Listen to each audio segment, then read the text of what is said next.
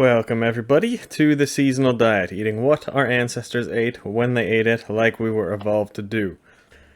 We're continuing this week with the vegetables native to Europe, especially considering the ones native to all parts of Europe. And today we are speaking about the parsnip, closely related to the carrot and turnip, but it's definitely its own unique vegetable with great history in our ancestors' diets.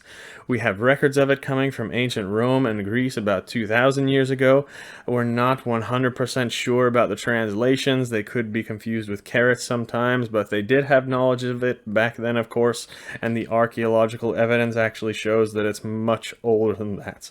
So the parsnip is really native to all Eurasia, but the reason that we think that it was originally from the north of Europe is because it was kind of an imported delicacy in ancient Rome. The Emperor Tiberius once was recorded of accepting a tribute paid by the Germanic tribes, and part of it was paid in parsley, so that suggests that it was maybe highly valued in Rome, but it possibly grew a lot more out in the wild and in the open of the north of Europe. It makes sense because it grows best in cool, damp weather, and if you don't harvest it and eat it in its first year, and you let it frost over the winter, the next year it comes back sweet in taste, actually.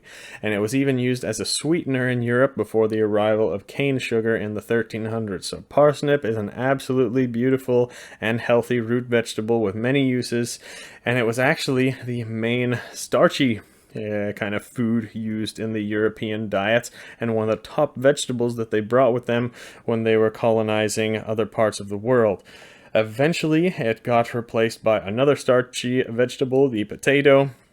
So the parsnip actually started to disappear out of the European diets, and it's a bit hard to find, but you can still get it, of course, in many grocery stores, and it's coming into season right now in the fall, and actually it can still be harvested all throughout the winter, really, depending on the climate, of course, if it doesn't get too cold, but it's definitely one of those foods that our ancestors would have started eating right around this time and had access to all throughout the winter till about March time.